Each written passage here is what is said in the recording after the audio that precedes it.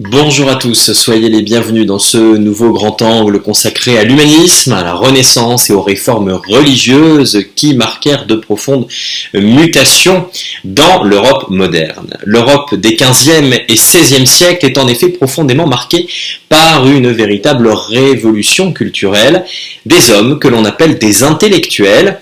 Les humanistes appellent à une renaissance des lettres et des arts basés sur un retour à la période antique.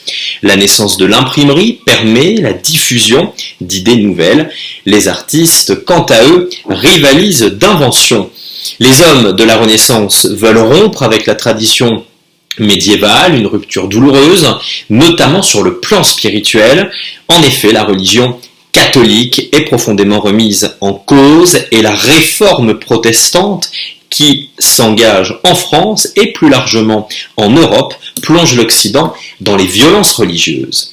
Alors comment les hommes de la Renaissance ont-ils profondément bouleversé la vie intellectuelle, artistique et religieuse de leur époque?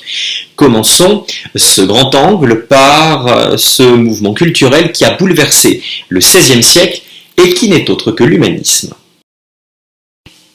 L'humanisme se définit comme un mouvement culturel qui se caractérise par une étude des sources écrites de l'Antiquité et qui redonne une place centrale à l'homme car il considère que celui-ci doit s'efforcer de mieux comprendre et maîtriser le monde. Il faut savoir que ce mouvement est né en Italie. À l'époque, au XVe et XVIe siècle, l'Italie est morcelée en quantité de petits États. Les premiers humanistes vivent à Florence au milieu du XIVe siècle dans des milieux très proches de la cour des Médicis. Les humanistes sont chargés de rédiger des éloges aux princes et de conseiller les princes. Ils s'inspirent de textes antiques grecs comme ceux de Platon, mais aussi de textes latins, tels ceux de Cicéron. Les textes antiques sont étudiés de manière critique au moyen de la philologie, la science qui étudie la langue et les textes anciens de façon critique, ce qui conduit à lire différemment les Écritures saintes et à s'interroger sur la qualité des traductions disponibles. Les humanistes étudient aussi les langues anciennes, le grec, le latin, l'hébreu, dans des collèges et des universités qui se multiplient dans toute l'Europe. En redécouvrant les textes et vestiges antiques, les humanistes développent une vision optimiste de l'homme. Les savants commencent à s'intéresser à l'homme. Les humanistes ne rejettent ni Dieu, ni l'Église, mais pour eux, le destin des hommes ne se réduit pas à l'héritage du péché originel. Les humanistes sont soutenus par de nombreux princes, comme Laurent le Magnifique à Florence, et le roi François Ier qui les accueille dans leur cour. Les humanistes voyagent beaucoup et sillonnent l'Europe. Ces savants échangent également d'importantes correspondances et grâce à l'imprimerie mise au point par l'allemand Gutenberg vers 1455, ils accroissent leur audience. Et pour illustrer ce mouvement culturel, quoi de mieux que de partir à la rencontre de celui que l'on surnomme le prince des humanistes. Il s'agit d'Erasme, né en 1469 et mort en 1536. Il parcourt le cœur de l'Europe, de Rome à Londres, en passant par Paris et Bâle. Il a écrit plus de 3000 lettres. Il a aussi publié et traduit des textes anciens comme les évangiles, reconnus par plusieurs érudits et écrivains dont Rabelais, comme une figure tutélaire, il incarne la figure de l'humaniste. Les principales activités d'Erasme sont intellectuelles, correspondance avec des humanistes vivant dans d'autres États européens, recherche de textes antiques, constitution d'une bibliothèque, composition de livres, le plus célèbre étant l'Éloge de la folie en 1509, édition de textes religieux, promotion de la traduction de la Bible en langue vernaculaire ou vulgaire. Selon Erasme, la guerre est responsable de nombreux malheurs et est le fait de bêtes sauvages. Les êtres humains, eux, sont faits pour la paix. Tels sont les arguments que ce dernier donne pour justifier son opposition à la guerre. Ces savants d'un genre nouveau vont mettre leur travail à profit et faire émerger de nouvelles idées, au premier rang desquelles l'éducation. Les humanistes ont une conception optimiste de l'homme, ce qui les amène à s'intéresser à l'éducation. Pour Erasme, on ne naît pas homme, on le devient. Dès lors, le maître est le pédagogue et l'enseignement doit être fondé sur le dialogue. Pour faciliter la diffusion du savoir, les humanistes écrivent en langue vernaculaire, c'est-à-dire courante, et non pas latine. En France, les poètes Ronsard et Du Bellay rédigent en 1549 une défense et illustration de la langue française. Les questions sociales et politiques s'invitent également à la table des réflexions humanistes. Ces questions ne sont pas étrangères à ces derniers. Les humanistes militent pour la paix et l'entente entre les princes chrétiens. Ainsi, en 1513, le Florentin Machiavel, conseiller des princes, décrit les règles du pragmatisme en politique dans son ouvrage baptisé Le Prince. En 1516, Thomas More, à la fois juriste et philosophe, mais humaniste avant tout, publie Utopie, qui décrit une société imaginaire fondée sur la paix, l'égalité et la tolérance. Enfin, en 1534, dans Gargantua, Rabelais s'efforce de dénoncer les ravages de la guerre. Enfin, parmi ces idées nouvelles, débattues, il y a celle de la relation directe avec Dieu. Les humanistes prônent une religion plus individuelle, fondée sur la connaissance des Écritures par les fidèles. Cela les conduit à traduire la Bible en langue vernaculaire pour la rendre plus accessible et à corriger les erreurs contenues dans la Vulgate, version latine de la Bible. Ils s'opposent également au luxe des princes de l'Église, aux superstitions. Même s'ils ne cherchent pas à sortir de l'Église, une telle attitude les rend suspects aux yeux des autorités catholiques qui y voient une remise en cause de leur pouvoir sur les fidèles. Par conséquent, l'Église s'attaque à des humanistes et à leurs œuvres. Sur ordre de l'Inquisition, tribunal de l'Église catholique qui pourchasse et condamne les hérétiques, l'éditeur Étienne Dolé est brûlé vif avec ses livres en 1546 à Paris. Alors on l'a bien compris, à partir du XVIe siècle, des savants commencent à remettre en cause les certitudes admises depuis l'Antiquité et défendues par les églises chrétiennes. Parallèlement à cette révolution intellectuelle, un nouvel esprit scientifique et technique apparaît. C'est précisément ce que l'on va voir maintenant. L'humanisme prône la curiosité intellectuelle et l'esprit scientifique. Les savants cherchent à mieux comprendre le monde qui les entoure. La redécouverte des textes anciens permet de faire des progrès décisifs en mathématiques. L'astronomie est bouleversée par le Polonais Copernic qui en 1543 prouve que la Terre tourne autour du Soleil. Jusqu'alors on se basait sur les études du grec Ptolémée datant du IIe siècle et qui considérait que c'était au contraire le Soleil qui tournait autour de la Terre. La dissection est pratiquée par les médecins malgré les réticences de l'Église. Vézal, médecin flamand, a été le premier à pratiquer les dissections.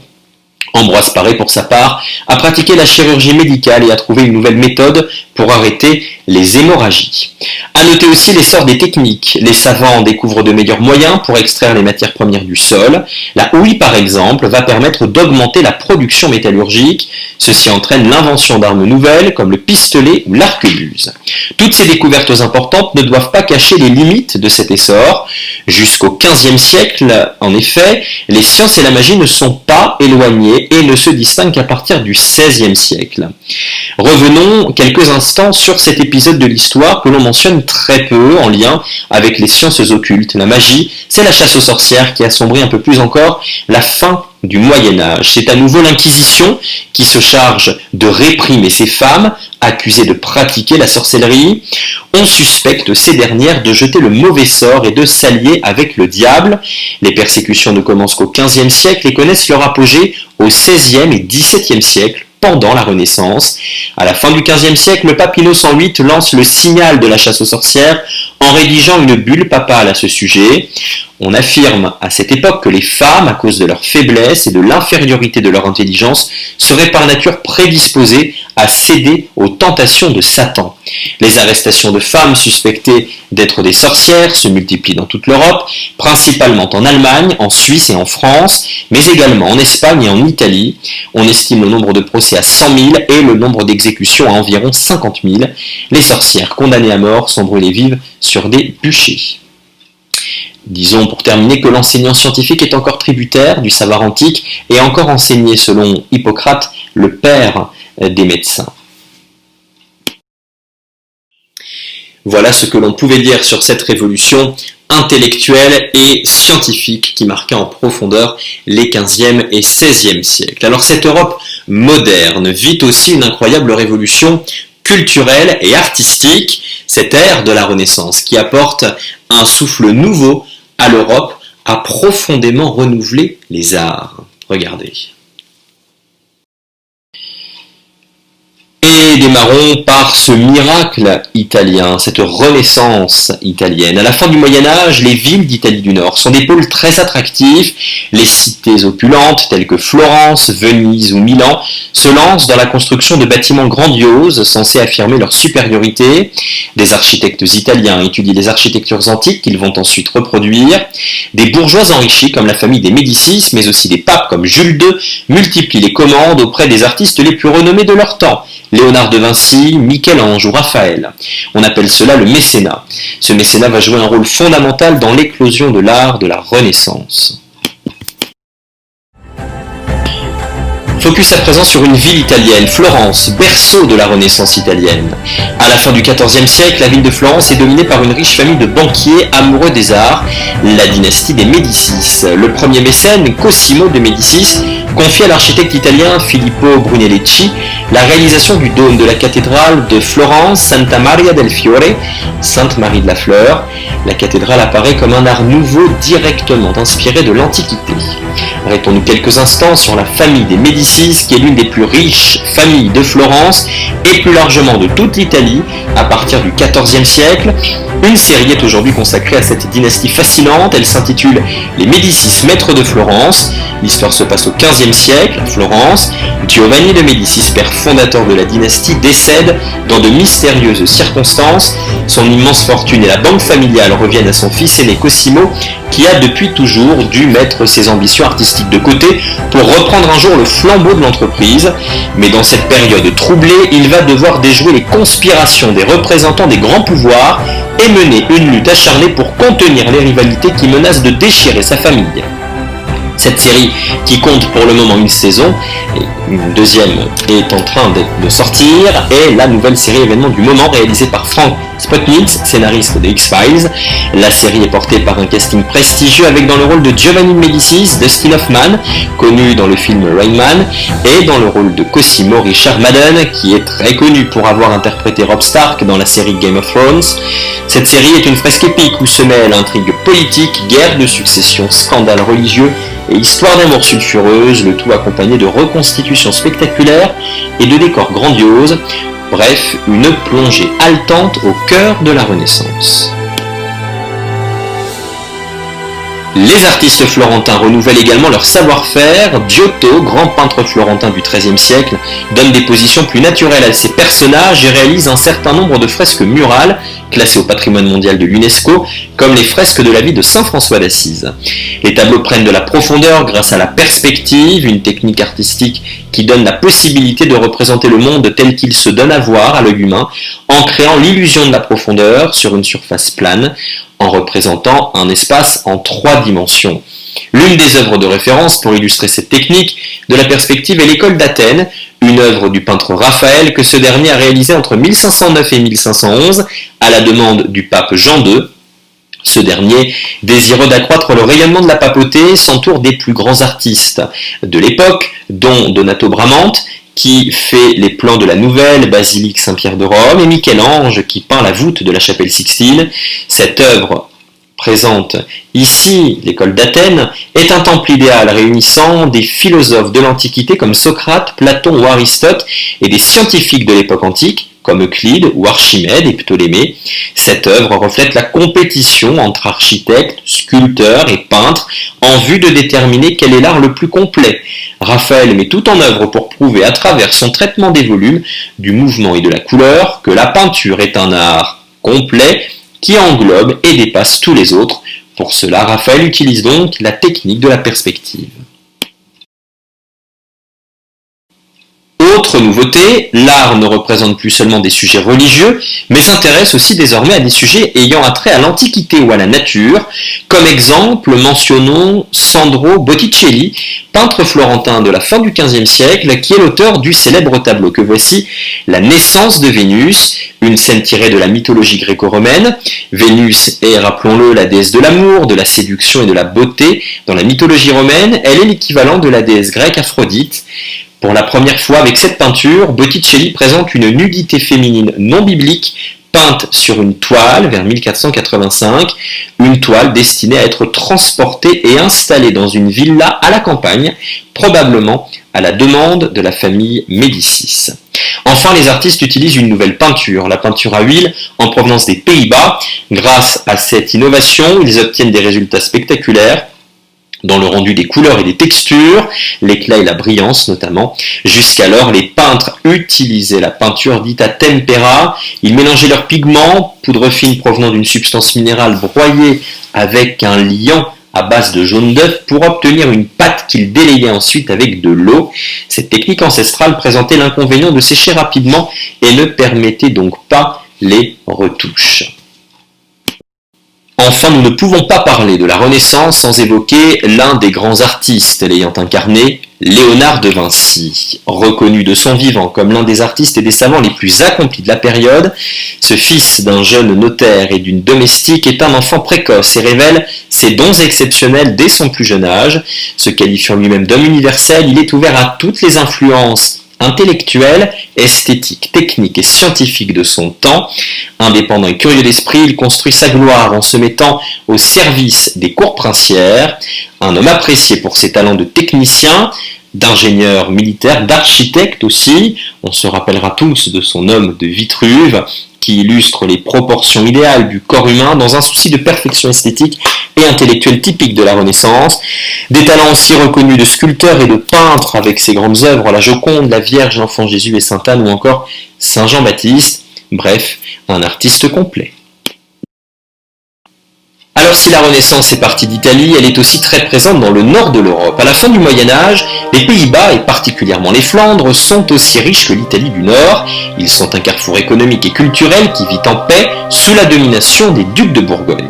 Les artistes hollandais sont les premiers à utiliser la peinture à l'huile qui permet de restituer des couleurs plus vives et des détails plus précis. Mentionnons à ce titre Jan van Eyck, peintre flamand de la première moitié du XVe siècle, qui est le premier à reproduire des scènes intimistes, comme par exemple le tableau des époux Arnolfini, daté de 1434 et exposé aujourd'hui à la National Gallery de Londres. Le tableau représenterait Giovanni Arnolfini, riche marchand toscan établi à Bruges, et son épouse, Giovanna Senami, un petit chien au pied. Cette scène représenterait le mariage des deux personnages célébrés en secret et dont Van Eyck serait le témoin et le peintre.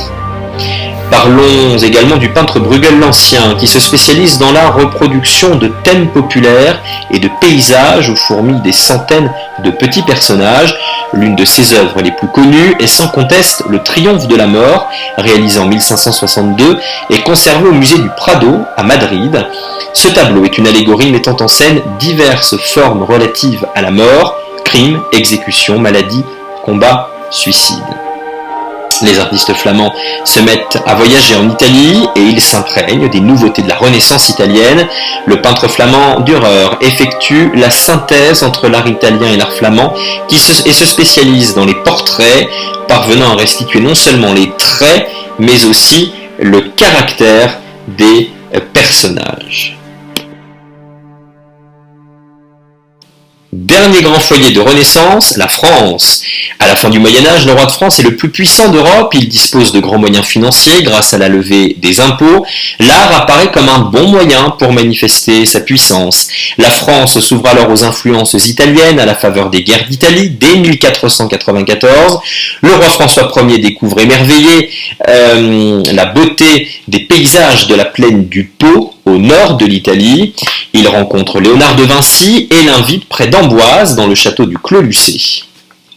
Alors, mentionnons justement les grands châteaux qui ont fait la renommée de la vallée de la Loire à l'époque et qui sont aujourd'hui de véritables joyaux visités par des centaines de milliers de touristes chaque année. Et démarrons par le château de Blois. Ce château royal est certainement la résidence favorite des rois de France à la Renaissance. Situé sur la rive droite de la Loire, sur un promontoire au cœur de la ville de Blois, il réunit trois monuments d'époques différentes, la galerie Louis XII, l'aile François Ier et l'aile Gaston d'Orléans, et offre ainsi aux visiteurs un panorama de plusieurs siècles d'architecture française. Après avoir logé 7 rois et 9 reines de France, il est transformé en caserne militaire au XIXe siècle. Aujourd'hui, cet édifice est devenu un lieu de visite passionnant et parmi les plus prestigieux des châteaux de la Loire. Parmi les éléments architecturaux caractéristiques du style Renaissance, l'escalier de l'aile François Ier côté cour est un véritable bijou de la Renaissance française.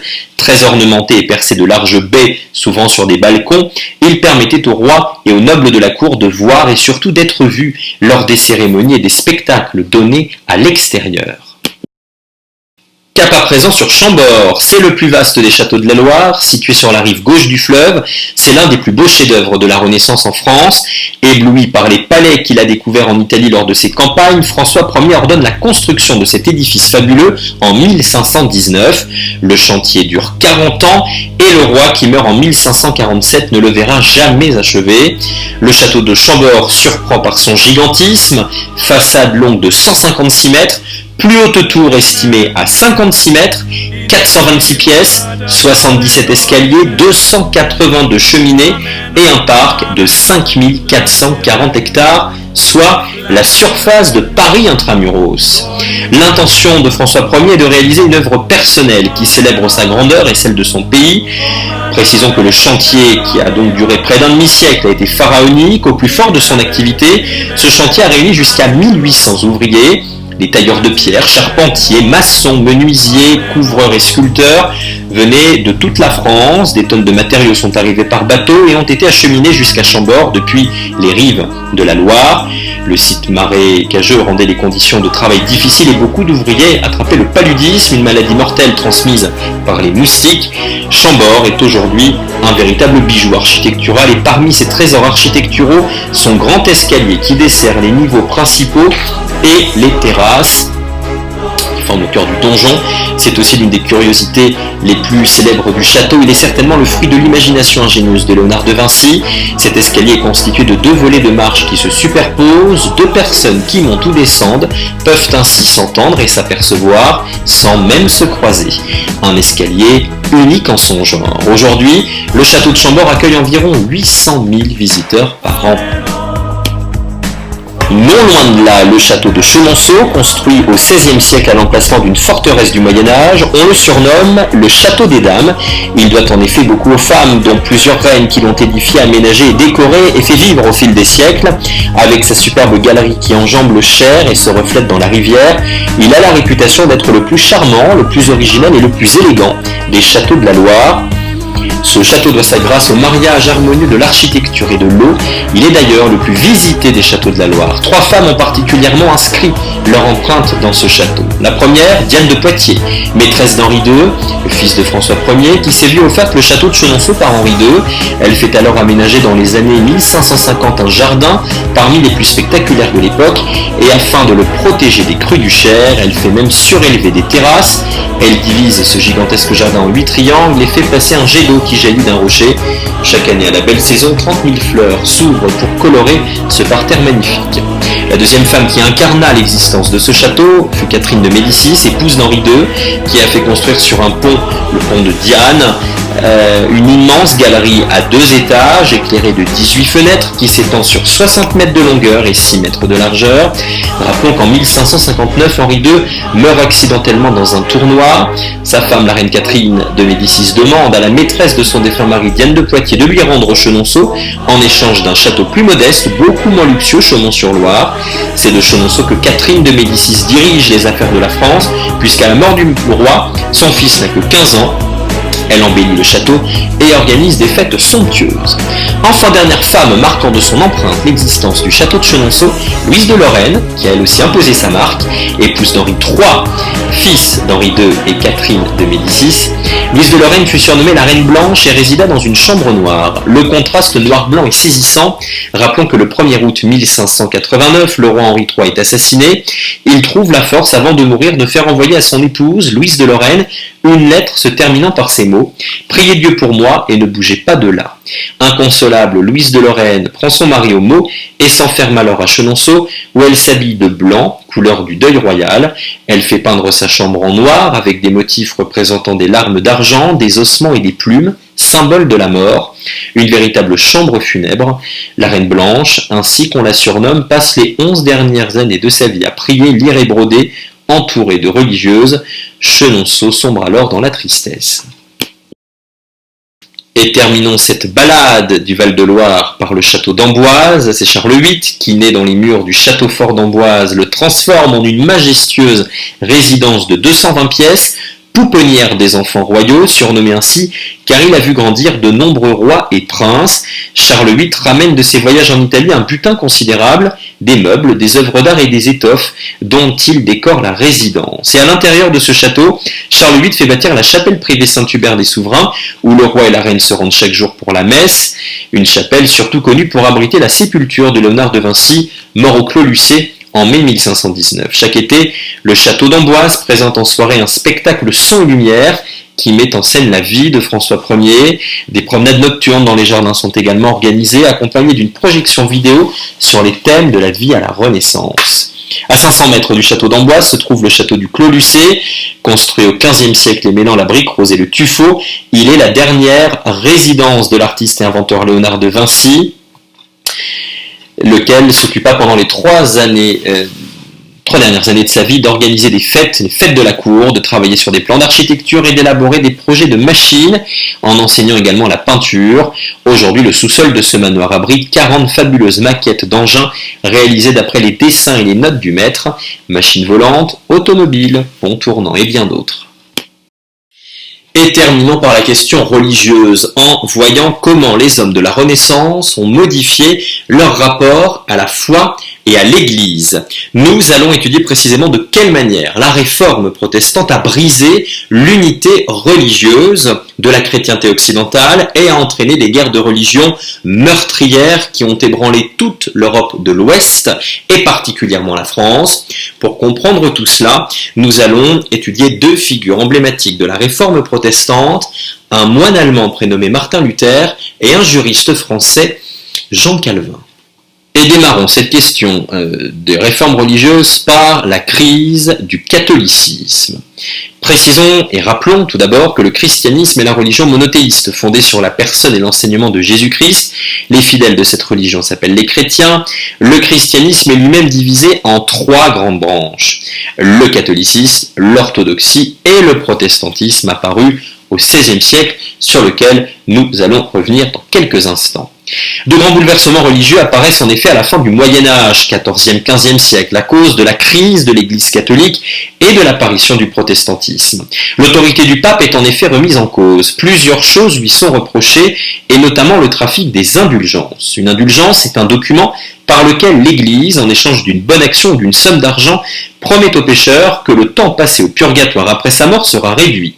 On reproche également au pape de vivre sur un train de vie extrêmement luxueux et de ne pas s'occuper des affaires spirituelles. C'est le cas de Rodrigo Borgia, qui est pape sous le nom d'Alexandre VI de 1492 à 1503 et connu principalement pour ses mœurs dissolues. À ce sujet, une série télévisée intitulée Borgia, diffusée sur Canal+, est à mentionner. Alors quelques mots sur ce pape connu. C'est un homme éminemment riche, c'est à la mort du pape Innocent VIII en 1492 qu'il devient pape à coups d'intrigue et de pots de vin, sans d'ailleurs scandaliser ses contemporains qui avaient l'habitude de ces pratiques. Alexandre VI est l'un des papes les plus immoraux de l'histoire, il a de multiples maîtresses, dont une qui a 40 ans de moins que lui et qui lui donnera 2 enfants. Alexandre VI a au total 4 enfants, toujours désireux de s'enrichir encore plus. Rodrigo Borgia, alias Alexandre VI, marchande les nominations des cardinaux. On le soupçonne aussi d'empoisonner les cardinaux les plus riches pour s'emparer de leur héritage. Le réalisateur de la série, Tom Fontana, a créé justement cette série intitulée Borgia, une série qui permet de suivre dans une fresque historique virtuose le destin sulfureux du pape Alexandre VI et de 3 de ses enfants illégitimes, Juan, Cesare et Lucrezia. Au total, 38 épisodes répartis en 3 saisons. Bref, entre 1492 et 1553, 8 papes se succèdent sur le trône de Saint-Pierre. Il faut rappeler que l'époque en Europe est troublée. Les gens vivent dans la hantise de la fin du monde. Ils pensent que la guerre de 100 ans, qui opposa la France à l'Angleterre de 1337 à 1453, la prise de Constantinople en 1453, mais aussi le sac de Rome en 1527 dans le contexte des guerres d'Italie, tous ces événements-là seraient des signes avant-coureurs. L'homme vit dans la hantise du purgatoire et l'Église pousse les catholiques à renforcer leur foi et à racheter leurs fautes par les fameuses indulgences. L'argent de ces indulgences est en grande partie destiné à reconstruire Saint-Pierre de Rome et à faire redécorer les appartements du pape par des artistes de renom tels que Michel-Ange et Raphaël. C'est dans ce contexte de crise du catholicisme qu'émerge un nouveau courant du christianisme, le protestantisme. Ce dernier est le résultat d'une réforme de l'Église entreprise au début du XVIe siècle et sur laquelle nous nous penchons maintenant. Et au fondement de cette réforme, un homme, Martin Luther, formé à la philosophie et à la théologie, c'est-à-dire la discipline qui étudie Dieu et les textes sacrés, l'Allemand Martin Luther devient moine en 1505, puis prêtre en 1507, avant d'entrer un an plus tard à l'université de Wittenberg comme professeur. Lors d'un voyage à Rome en 1510, il découvre les fastes de la cour papale qui le révulsent. Entre 1512 et 1515, il connaît une intense crise spirituelle, mais il ne s'agit pas encore pour lui de sortir de l'Église catholique. En 1517, il publie ses 95 thèses, ouvrage considéré comme l'acte de naissance de la Réforme, mouvement religieux qui au début du XVIe siècle soustrait une partie de la chrétienté à l'autorité pontificale et qui est à l'origine des églises protestantes. Mais alors, quelles sont les critiques que Luther formule à l'encontre de l'Église ? Luther dénonce d'abord les indulgences.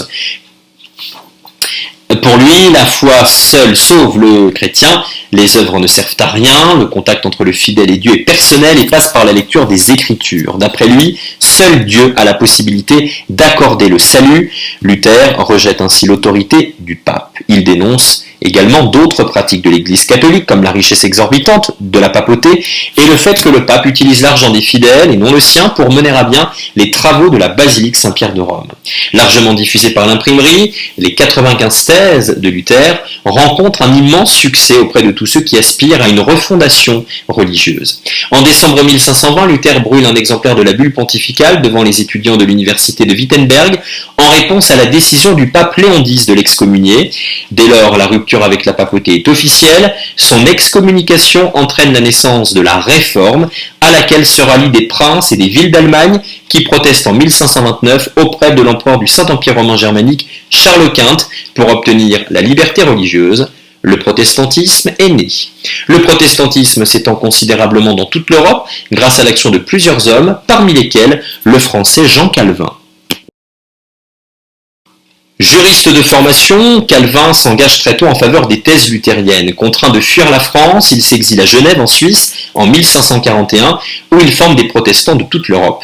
Il développe un courant qui insiste sur la condamnation des images et la prédestination, c'est-à-dire la doctrine selon laquelle Dieu destine tout homme à l'enfer ou au paradis avant même sa naissance. Par ailleurs, avec Calvin, la participation au culte est rendue obligatoire, la moralité des citoyens est surveillée et les dérives sont sévèrement punies. De Genève, le calvinisme fait des adeptes en France, en Écosse et aux Pays-Bas, tandis que les luthériens sont surtout en Allemagne et en Scandinavie. L'Angleterre, elle, choisit une voie spécifique avec le roi Henri VIII. Henri VIII Tudor est le fils d'Henri VII qui a fondé la dynastie des Tudors. Il monte sur le trône d'Angleterre à l'âge de 17 ans, nous sommes en 1509. Pour de simples motifs conjugaux, le roi qui jouit d'un pouvoir quasiment absolu va provoquer une rupture religieuse avec Rome. S'ensuit un schisme sanglant. Pourquoi décide-t-il de rompre avec l'Église catholique ? Voyez quelques explications.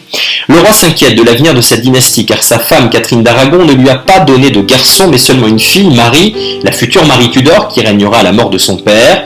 Le roi tombe éperdument sous le charme d'une jeune demoiselle de la cour, Anne Boleyn, et se voit déjà l'épouser alors même qu'il n'est pas divorcé de Catherine d'Aragon. Et la catastrophe, le pape Clément VII, pour ne pas déplaire à l'empereur Charles Quint, neveu de Catherine d'Aragon, refuse le divorce. Plus que jamais désireux de se débarrasser de sa femme, le roi se laisse convaincre par un conseiller, Thomas Cranmer, de se dispenser de la vie du pape. D'autant que le temps presse car Anne Boleyn est enceinte et il importe que l'enfant, si c'est un garçon, naisse dans le mariage pour pouvoir hériter du trône. Nommé archevêque de Canterbury, Thomas Cranmer unit dans le plus grand secret le roi et sa maîtresse en 1533 et déclare invalide le mariage avec Catherine d'Aragon. En réaction, le pape excommunie le roi. C'est la rupture entre l'Angleterre et Saint-Pierre de Rome. Henri VIII fait adopter par le Parlement l'acte de suprématie par lequel il rompt avec le Saint-Siège et se proclame l'unique et suprême chef de l'Église d'Angleterre. C'est la naissance de l'anglicanisme. Dès lors, tous ceux qui refusent de prêter serment au nouveau chef de l'Église anglicane sont condamnés à mort et décapités. Pendant ce temps, Henri VIII commence à se lasser de sa nouvelle épouse, Anne Boleyn, d'autant qu'elle ne lui a donné qu'une fille, la future Élisabeth Ier, et un fils mort-né. Pour ne rien arranger, la reine est accusée d'au moins 5 adultères, d'inceste avec son frère et d'autres trahisons. Anne Boleyn est condamnée à mort et décapitée au printemps 1536. 11 jours plus tard, Henri VIII, veuf, se remarie avec Jane Seymour. Henri aime sa femme passionnément, mais cet amour est de courte durée. À l'automne 1537, Jane Seymour donne le jour à un garçon, enfin le futur Édouard VIII, mais elle meurt en couche. Henri VIII va avoir beaucoup de mal à se remettre de la disparition de Jane Seymour, mais va finir par chercher une nouvelle âme sœur. Son ministre Thomas Cromwell lui suggère une princesse allemande luthérienne, Anne de Clèves. Le mariage est célébré en 1540 et rompu 6 mois plus tard car Henri VIII ne l'aimait pas, encore obsédé par sa dernière épouse décédée prématurément. Bénéficiant d'une pension alimentaire très confortable, Anne de Clèves poursuit une existence paisible en Angleterre. Thomas Cromwell, qui a eu la mauvaise idée de ce mariage, a moins de chance, il est exécuté. Alors même qu'il ne s'est pas encore débarrassé d'Anne de Clèves, Henri VIII se remet en ménage avec une jeune femme de 18 ans, à la cuisse légère, Catherine Howard. À 50 ans passés, le roi est malade et obèse, au point qu'on doit le hisser dans une nacelle d'un étage à l'autre de sa résidence. Il n'a donc plus rien du prince charmant. Catherine Howard se console en accordant des rendez-vous clandestins à 2 amants. Dénoncée, elle est décapitée à son tour en février 1542 dans la Tour de Londres, à tout juste 20 ans. Henri VIII se marie pour la 6e fois en juillet 1543 avec Catherine Parr, une femme de 31 ans, déjà 2 fois veuve. Instruite et attachée à la foi luthérienne, elle ne craint pas de tenir tête au roi.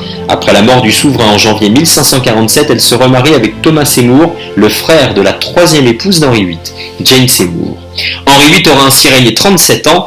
À sa mort, c'est Édouard VI, le fils qu'Henri VIII avait eu avec Jane Seymour, qui monte sur le trône à l'âge de 9 ans seulement. La régence est assurée par son oncle en attendant sa majorité. Les Tudors ont donné lieu à une série TV excellente de 38 épisodes répartis en 4 saisons, réalisée par Michael Hurst. Elle a été diffusée en France sur Canal+, entre 2008 et 2011.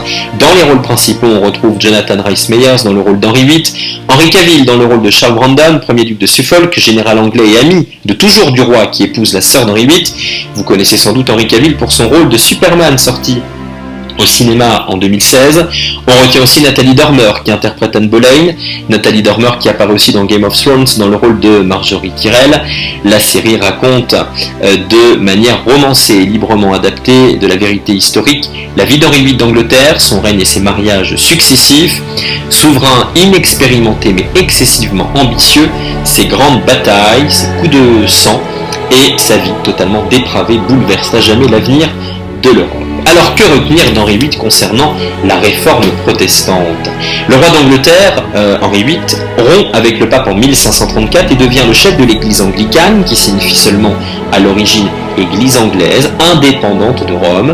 En 1559, sous le règne d'Élisabeth Ier, fille donc de Henri VIII et Anne Boleyn, l'anglicanisme devient une religion d'inspiration protestante, mais conservant une liturgie catholique. La liturgie désigne, rappelons-le, l'ensemble des pratiques du culte, comme les chants et les prières.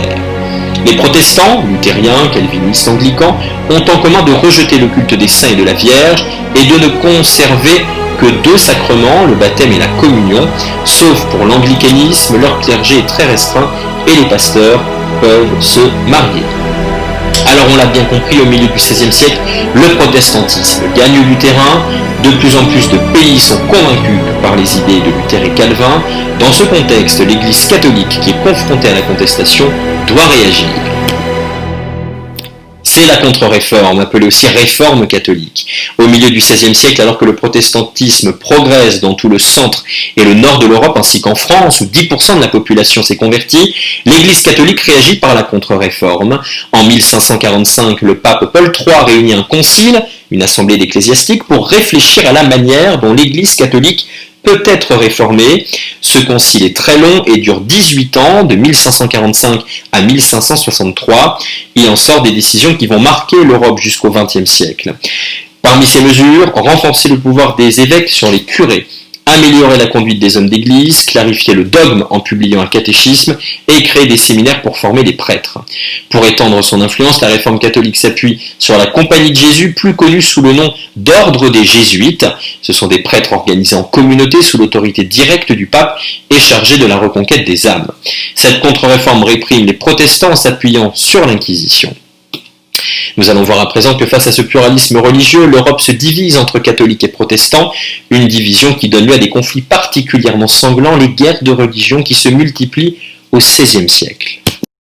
Le pluralisme religieux est mal accepté dans l'Europe du XVIe siècle. La diversité confessionnelle est finalement acceptée dans le Saint-Empire de Charles Quint par la paix d'Augsbourg. Nous sommes en 1555. En revanche, en France, l'intolérance et la violence se déchaînent au cours des guerres de religion, commencées sous le règne d'Henri II, qui ensanglantent le royaume de 1562 à 1598. Au total, sur la période, 8 guerres ravagent la population française et opposent catholiques et protestants, appelés aussi huguenots. Dans les deux camps, l'intolérance règne et les persécutions se multiplient. Ces guerres, qui ont pour but de réprimer le protestantisme, font plusieurs dizaines de milliers de victimes. Le point culminant des guerres de religion a lieu à l'été 1572. C'est le massacre de la Saint-Barthélemy. Alors de quoi s'agit-il très concrètement? Comment en est-on arrivé à une telle boucherie? Élément de réponse tout de suite. En 1560, Charles IX, deuxième fils d'Henri II, a 10 ans lorsqu'il succède à son frère, François II. Sa mère Catherine de Médicis assure la régence. Deux partis religieux s'affrontent, les catholiques avec François de Guise et les protestants avec le prince de Condé et l'amiral de Coligny. Si Catherine de Médicis prêche la tolérance, le massacre de protestants à Oissy, dans l'actuel département de la Haute-Marne, en région Grand Est, déclenche les hostilités dans toute la France. Pendant 8 ans, les guerres se succèdent. En 1570, une paix est cependant signée. Mais celle-ci est de courte durée. En 1571, Charles IX nomme au Conseil royal Gaspard de Coligny, qu'il considère comme un père. L'influence croissante du chef huguenot sur le souverain déplaît à sa mère. C'est probablement elle, Catherine de Médicis, qui convainc son fils de le faire assassiner, déclenchant ainsi sans le vouloir le massacre de la Saint-Barthélemy. Un premier attentat manqué contre Coligny le 22 août 1572 attise la haine entre les deux camps. Catherine de Médicis décide alors d'éliminer tous les chefs protestants. La voie est enfin libre pour les catholiques. Le moment est bien choisi puisque le mariage du huguenot Henri de Navarre, futur Henri IV, avec Marguerite de Valois, la reine Margot, sœur du roi Charles IX, a attiré à Paris toutes les grandes familles protestantes. Une œuvre, celle du peintre François Dubois, intitulée Le massacre de la Saint-Barthélemy, témoigne de cet événement dramatique de l'histoire. L'heure du drame a sonné, en témoigne donc cette peinture de François Dubois, peintre protestant né à Amiens en 1529, qui a échappé aux massacres qui se sont produits à Paris en août 1572.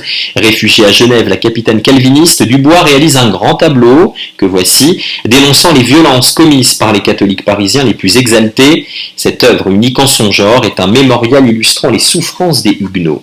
Le 24 août 1572, jour de la Saint-Barthélemy, à 3h du matin, le carillon de l'église de Saint-Germain-l'Auxerrois, dans le premier arrondissement de la capitale, donne le signal de la tuerie. Les catholiques qui arborent une écharpe blanche pour se reconnaître assassinent les seigneurs huguenots surpris dans leur sommeil. L'amiral de Coligny est égorgé dans son lit et jeté par la fenêtre. Catherine de Médicis et son fils, Charles IX, perdent alors complètement le contrôle de la situation. Les catholiques se livrent à une véritable chasse aux protestants. Des femmes et des enfants sont éventrés, des corps sont jetés dans la Seine. Personne ne peut arrêter ce massacre qui durera 6 jours. Plus de 3000 protestants sont tués à Paris. Les tueries se poursuivent en province, faisant en tout près de 10 000 morts. Alors comment peut-on expliquer cette violence? Il y a dans l'homme une pulsion violente qui doit s'exprimer. Encore faut-il analyser cette violence. Les historiens se sont rendus compte que la violence de la Saint-Barthélemy a une signification religieuse. Les catholiques veulent purifier la société car les protestants la souillent et attirent le malheur dans le royaume. Alors la sortie de crise intervient en 1598 avec l'édit de Nantes. Henri IV, le premier des Bourbons, promulgue ce texte, cet accord, cet édit. L'Église catholique est enfin rétablie en tant que religion officielle du Royaume de France. Par ailleurs, l'édit de Nantes garantit aux protestants la liberté de pratiquer leur religion. Après 40 ans de guerre civile, la France connaît alors enfin la paix. Et pour aller plus loin, je vous invite à lire le très beau livre intitulé Catherine de Médicis de Mathieu Gabella, Paolo Martinello et Renaud Villard, sorti en 2015. Il s'agit d'un récit de la vie de Catherine de Médicis, grande reine de France du XVIe siècle, dont la légende noire est ici relativisée. voir le film Luther d'Eric Thiel, sorti en 2003. Au XVIe siècle, Martin Luther décide de devenir moine et en vient à critiquer l'Église et les indulgences, donnant naissance à la Réforme. Et si vous souhaitez plus approfondir la question des guerres de religion, visionnez le film Henri de Navarre en 2 parties de Joe Bayer en 2009, un très beau film de ce réalisateur allemand intitulé Henri de Navarre qui revient sur la vie de cet homme, des années sombres de la Saint-Barthélemy à son accession au trône de France. Ce film nous plonge au cœur des batailles sanglantes pour la domination du royaume de France et l'avènement d'Henri IV. Superproduction de 18 millions d'euros et portée par la musique magistrale du compositeur Hans Zimmer, Henri de Navarre est une fresque héroïque digne des meilleurs films de Ridley Scott. Fin de cette édition, merci de l'avoir suivi, bonne journée à tous, à bientôt.